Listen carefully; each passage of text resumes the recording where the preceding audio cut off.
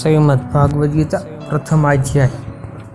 ધૃતરાષ્ટ્ર બોલ્યા, હે સંજય, ધર્મભૂમિ કુરુક્ષેત્રમાં એકઠા થયેલા યુદ્ધના ઈચ્છુક મારા તથા પાંડવોના પુત્રોએ શું કર્યું?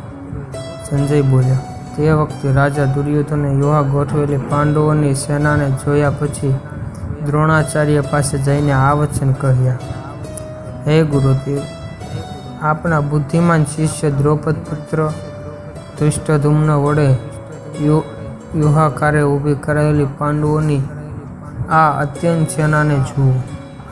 આ સેનામાં મોટા ધનુષ્ય ધારણ કરનાર યુદ્ધમાં ભીમ અને અર્જુન જેવા શૂરવીર, સાત્યકી, વિરાટ, મહારથી, રાજા દ્રૌપદ, ધૃષ્ટદ્યુમ્ન, ચેકિતાન, બળવાન કાશીરાજ, પુરુજીત, કુંતીભોજ અને પુરુષ શ્રેષ્ઠ સૌજન્ય પરાક્રમી યુધામન્યુ તથા બળવાન ઉત્તમજા, સુભદ્રા પુત્ર અભિમન્યુ તેમજ દ્રૌપદીના 5 પુત્રો બધા જ મહાવીરો છે। હે ધૃષ્ટ શ્રેષ્ઠ, હવે આપણા સૈન્યમાં પણ જે મુખ્ય શૂરવીરો છે એમણે પણ આ જાણી લો। આપની જાણ ખાતર મારી સેનાને જે સેનાપતિઓ છે તેને હું કહું છું। આપ સ્વયં પિતામહ ભીષ્મ તથા કર્ણ, સંગ્રામ વિજયી કૃપાચાર્ય તેમજ અશ્વત્થામા, વિકર્ણ અને અમરદત્તનો પુત્ર પુરીશ્રવા, આ સિવાય બીજા પણ મારા માટે જીવનને ત્યજનારા ઘણા શૂરવીરો અનેક પ્રકારના શાસ્ત્રથી સજ્જન છે તેમજ સર્વ યુદ્ધમાં નિપુણ છે।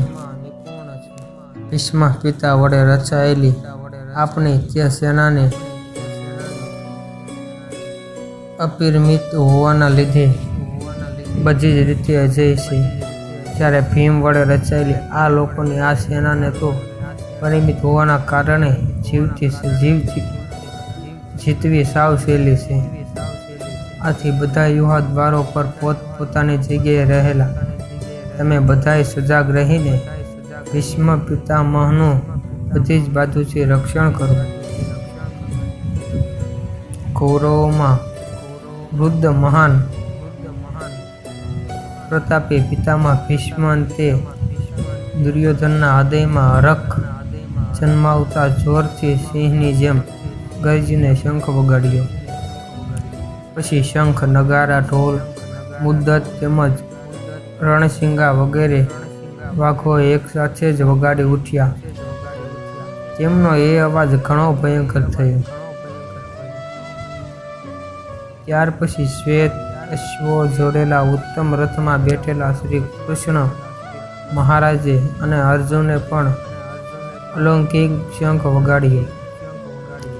શ્રી કૃષ્ણ મહારાજે 5 જન નામનો, અર્જુને દેવદંત નામનો અને ભયાનક કર્મ કરનાર ભીમસેને તોંડ નામનો શંખ વગાડ્યો। કુંતી પુત્ર રાજા યુધિષ્ઠિરે અનંત વિજય નામનો અને નકુલ તથા સહદેવે સુધોષ અને મણિપુષ્પક નામનો શંખ વગાડ્યો। શ્રેષ્ઠ ધુનિધારી કાશીરાજ મહારાજે શિખંડી, ધૃષ્ટદ્યુમ્ન, રાજા વિરાટ, અજય, સાત્યકી, રાજા દ્રૌપદીના 5 પુત્રો અને મહાબાળુ સુભદ્રા પુત્ર અભિમન્યુ આ સૌએ હે રાજન બધી બાજુઓથી જુદા જુદા શંખો વગાડ્યા। તે ભયાનક નાદે આકાશ અને પૃથ્વીને પણ ગજાવતા